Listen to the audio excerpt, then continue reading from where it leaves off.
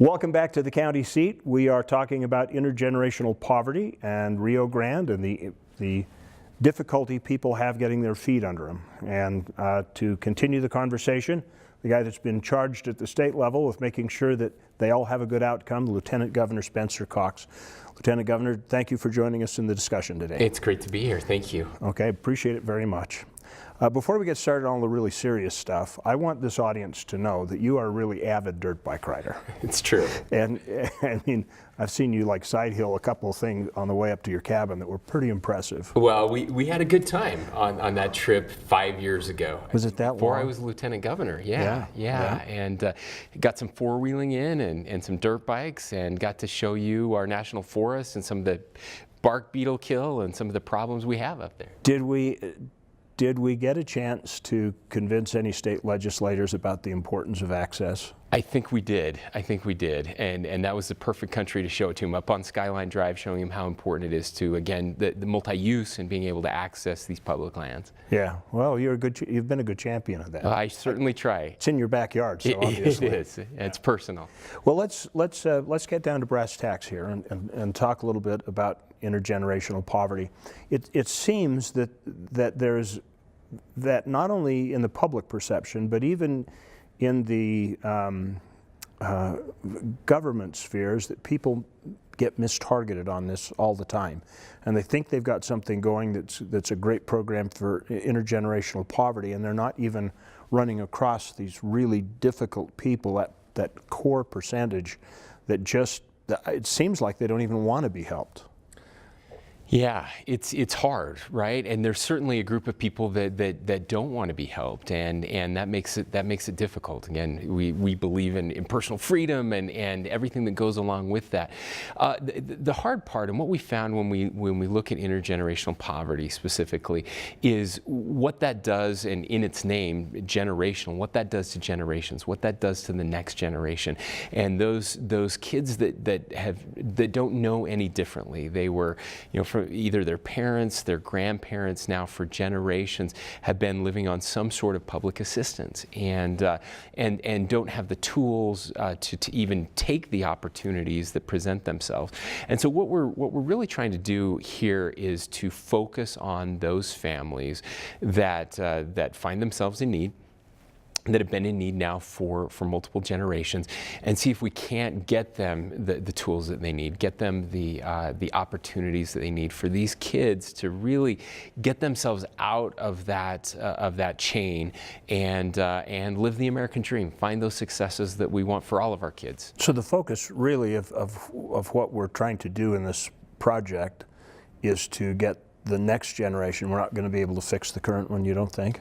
Well, it's a multifaceted, we call it a multi-generational approach. So it's not that we forget about the parents or the grandparents. That's not the case at all. We want to help them too. But what we have found, and I found this in my, anecdotally in my personal life, in my church service, working with different families, is we get set in our ways. The older we get, it gets a little harder. It doesn't mean we don't try. We absolutely try.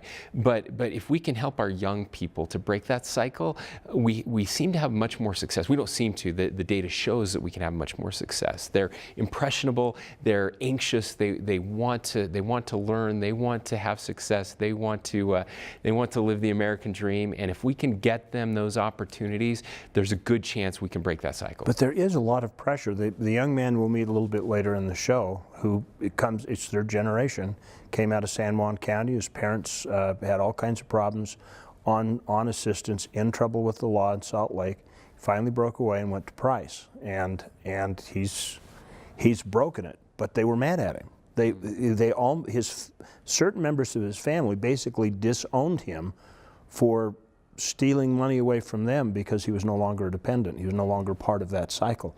How do you overcome that? Well, it's tough, right? It's hard to overcome kind of the way we're raised in that mindset. But one of the ways we overcome it, and this is one of the fears, when you look at several of these programs, especially the federal programs, and we're working with our federal partners to try to change that, but we're incentivizing the wrong thing. And incentives matter. We're humans, and we respond logically, usually, to things.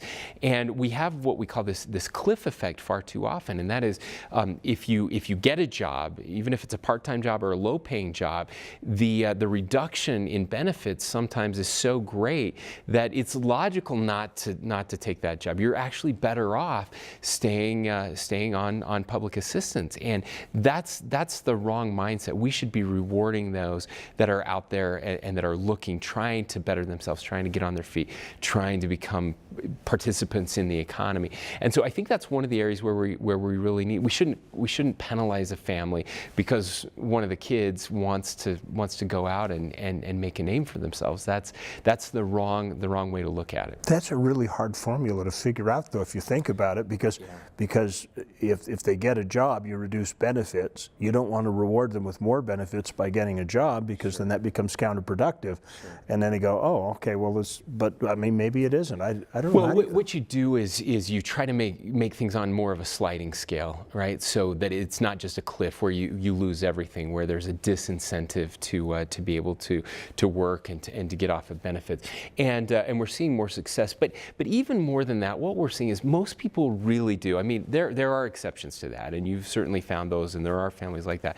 But most people really do want a better life. Most people really don't want to be on public assistance, and so if you can help them, if you can show them a better way, and by the way, one of the things we found is mentorship is huge. This isn't government programs telling people what to do. These are neighbors that are friends, working side by side, helping them, showing them a better way, giving them the support that they need when things get rough. Sometimes it's just as easy as saying, hey, I'll pick up your kids and take them to school. You know, kids that are truant, not showing up because they don't have that family support. Little things like that can make all the difference.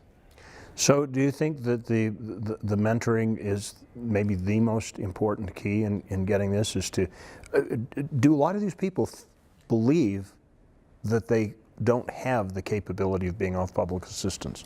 So when we talk about families that are in intergenerational poverty, it's really hard to just typecast them. Again, every family is so different. What we have found, and what many of the counties in their plans that they've presented on intergenerational poverty, and again, the rural counties struggle at a higher rate generally than their urban counterparts for some obvious reasons. Mentoring has been one of the programs that they've chosen over others where they're seeing the most success. It really is helpful to have that connection with the one. The problem with government programs, and this is why government is so bad at so many things, this isn't just kind of a conservative talking point. I've seen it. When I was in the business sector, I would wake up with a good idea, and by the end of the day, we had implemented that good idea. And I wake up with a good idea here, and it could take 4 years. You know, we have 104 legislators. It moves slowly, and it moves slowly by design. That's great. But when we pass legislation, when government acts, it's kind of one size fits all, and that's not how the real world works at all. So, I'll give you a good example. I went to law school, and there was public housing in Virginia where I was going to law school, and this housing was subsidized for low-income families. Seems like a great idea to help people, get on their feet. They don't have to worry about housing as much. They can focus on other things. Guess who lived in this public housing? All the law students and their families, right? All of these people who are going to be making $100,000 a year, literally right after graduation, were living in this subsidized housing. Now, I don't think when in Virginia, the federal legislation, I don't think that was the intended group that they were working towards. Were law students, to help these poor law students, make it easier. But that's the way government works. And so with mentoring, you get that one-to-one interaction. You have the ability to find out exactly what that family needs, and then look at the resources available to help them get what they need. Is the very fact that you've tried to push this down to the county level, to have the individual counties come up with plans to battle this, do you think that helps take some of that one-size-fits-all out of things? That's the hope. It's absolutely the hope. We too often, even at the state level, especially at the federal level, but even at the state level, we kind of look at Utah, and especially rural Utah, as just one ubiquitous mass. Like there's the Wasatch Front, and then there's rural Utah. I can tell you that Carbon County is very different from Sanpete County, is very different from San Juan County. And that's the voice of authority. Because you're still making that commute every day. That's right. I still drive 200 miles round trip every day. And so putting this again down at the local level, they know the resources that they have available, but even better, they know their people, and that's what's going to solve this. Is getting out from behind a desk and actually interacting with individual families one at a time to help them find solutions that will help them get off of public assistance and find success. I want to kind of shift track here for just a second, because we've talked about intergenerational poverty. We've done shows on it before. We've had you on that. In fact, I think it was the last time you were on the county seat. And they see this block of information in the news, and they see Rio Grande and the homelessness, and they see them as just completely, I mean, I ask my neighbors about it, and they don't think they're connected at all. They don't think the two problems are interconnected. Is there an interconnection between them? So I believe there is, and in fact, not just with Rio Grande, but just about with every major social issue I see right now in the state, there's a connection. And interestingly enough, that connection is a lack of connection. What we're finding is that, especially as society modernizes and everything becomes more automatic, more easy, the social media, the way we interact with each other, we're losing connection with that human connection that is so important. Why does that matter? Well, because what it leads to is we try to fill that void in other ways, and we're finding it with opioid addiction, and you'll see higher opioid addiction rates with families that are living in poverty, addiction rates. Now that's starting to change a little bit. We're actually seeing upper class families now suffering the results of opioid addiction. But they could be suffering from the very same thing, because the families, even with income, families tend to be are fracturing more. Kids are more latchkey.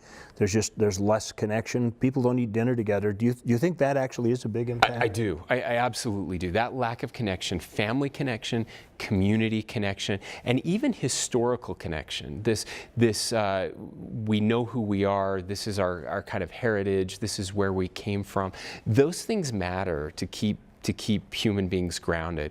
And when we start to lose that connection, and yes, you do see it with wealthy families who, they've got their toys and they do this, and yet they still feel empty. They seem to have obtained everything they wanted, and there's nothing there. We see it with families living in poverty, and the addiction rates there. Alcoholism is much higher in our rural areas, and again with those living in poverty.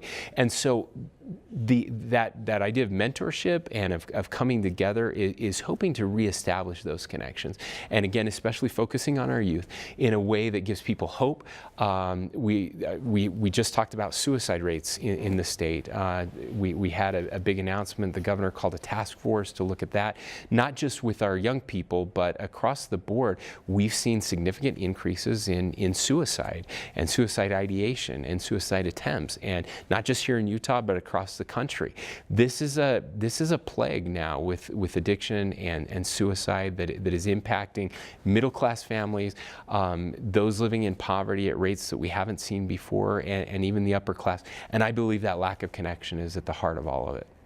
So if mentoring works so well in intergenerational poverty, is there a mentoring component in what you guys are trying to do with Rio Grande and fixing this homeless problem? Yeah, there actually is, and it's one of the things that was really important to us. So we started by focusing on law enforcement, and it was critical that we have to hold people accountable. We have certain standards, we have certain laws for a reason, and they apply everywhere.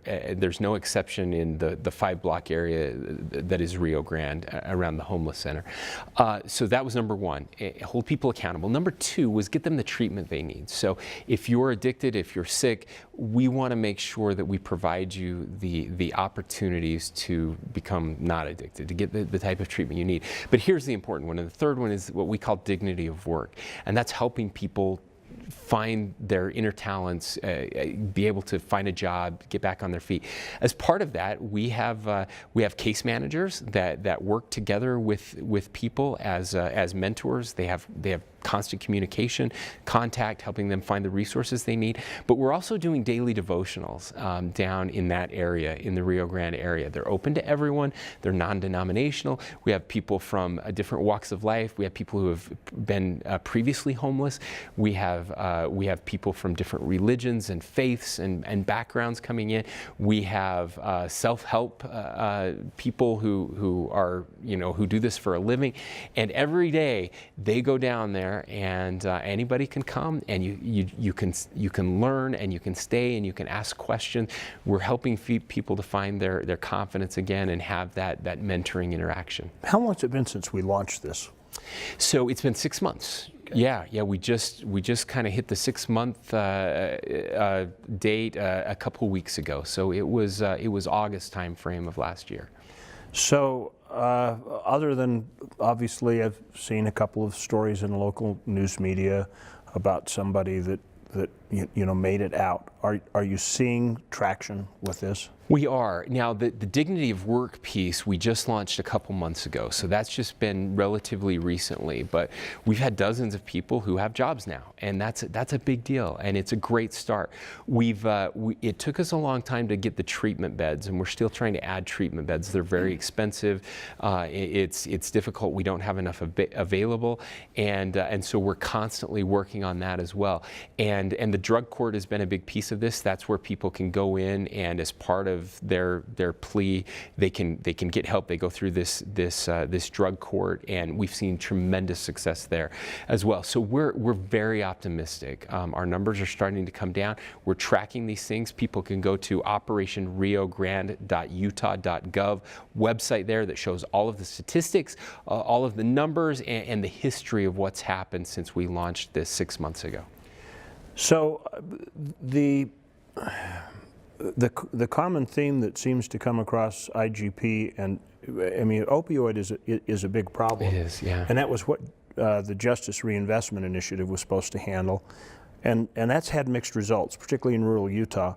Do you think that is a funding mechanism that's making that difficult to work, or do you think there's something wrong with the concept? No, I do think it's funding, and that's the problem with all of this, is coming up with enough money to make all of these pieces fit together in these programs that we know work, but they can be very expensive. And so the concept is this, and it's absolutely a valid concept. That is, we are spending a tremendous amount of money locking people up, and we can't do that forever. We can never build enough prisons, enough jails, keep people there long enough. If you look at socially, we lock more people up per capita than anywhere else in the world. That's kind of what we do. And it's been proven not to work. When people get out of prison, when they get out of jail, they're still addicted to drugs, or they still have mental health issues, right? That got them there in the first place. So the concept is this: let's try to spend more resources on the front end instead of the back end.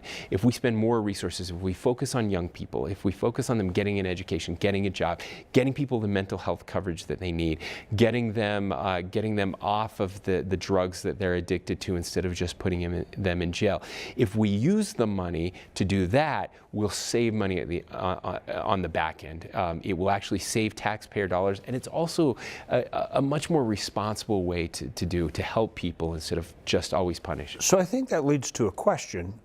Obviously, we're trying to save tax dollars, and that's always a big issue. And you say, okay, well, this will run things, this costs less than putting people in jail. But does it actually, is it an ongoing thing, or do you think that eventually you will start to see that monetary demand start to taper off? I certainly hope so. I mean, that's the plan, right? That's our fingers are crossed.